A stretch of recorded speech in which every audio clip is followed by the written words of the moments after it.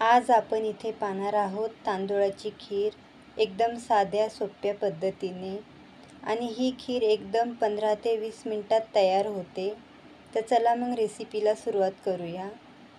तर सर्वात आधी इथे मी एक कढई घेतली आहे आणि इथे मी 1 लिटर दूध घेत आहे खीर बनवण्यासाठी। तर इथे गॅस फास्टच ठेवायचा आहे आणि एक उकळी आल्यानंतर इथे गॅस बारीक करून घ्यायचा आहे। आणि हे दूध आपण इथे 3 ते 4 मिनिटासाठी मस्त उकळून द्यायचं आहे, म्हणजे जरा दाटसरपणा येईपर्यंत इथे दूध उकळून घ्यायचं आहे। त्यानंतर इथे मी 1 कप बासमती तांदूळ घेतले आहे।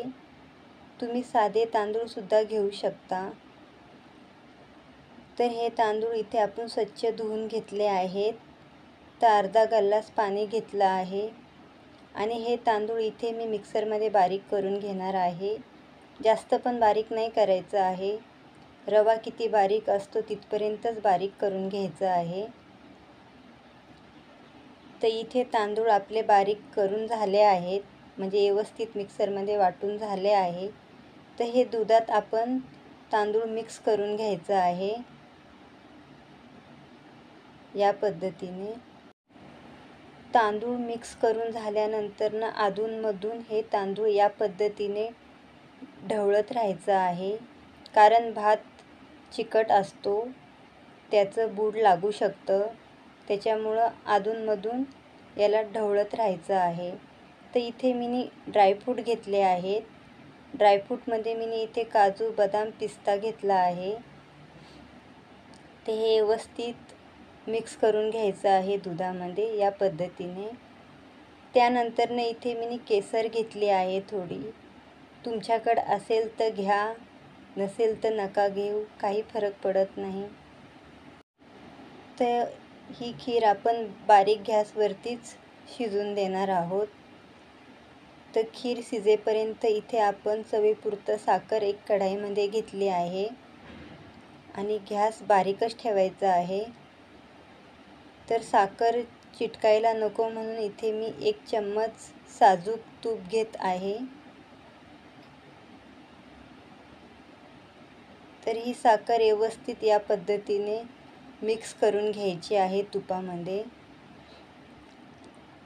तर ही साखर हळूहळू इथे नितळली आहे, म्हणजे पाणी सोडत आहे।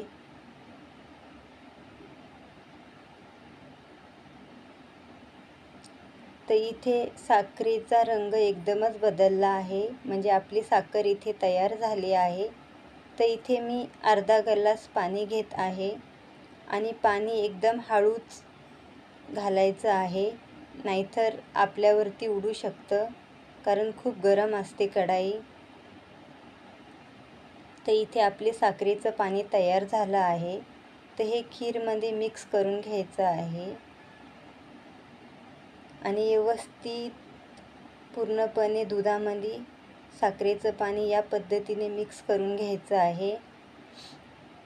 तर तुम्ही इथे पाहू शकता पूर्णपणे खिरेचा कलर बदलला आहे, एकदम बासुंदीसारखा कलर आला आहे आणि ही खीर खायला एकदमच चविष्ट लागते।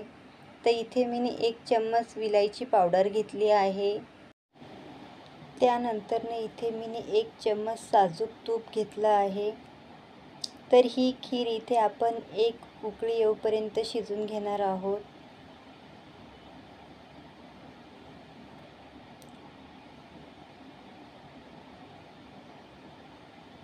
तर इथे 1 उकळी आली आहे, म्हणजेच आपली खीर इथे तयार झाली आहे। तर गॅस बंद करून घ्यायचा आहे। तर तुम्ही इथे पाहू शकता एकदमच रबडीसारखा कलर आला आहे आणि ही खीर खायलाही तितकीच चविष्ट लागते। जर कधी कोण अचानक पाहुणे घरी आले तर तुम्ही एकदम साध्या सोप्या पद्धतीने ही खीर बनवू शकता, किंवा तुम्हाला प्रसाद बनवायचा असेल तेव्हाही तुम्ही ही खीर बनवू शकता। आणि ही खीर थोडी वेगळी आहे, तर तुम्ही नक्की ट्राय करा। आणि माझ्या रेसिपी आवडत असतील तर चॅनेलला सबस्क्राईब करा आणि असेच छान छान व्हिडिओ पाहण्यासाठी भेटू पुढच्या व्हिडिओमध्ये। धन्यवाद।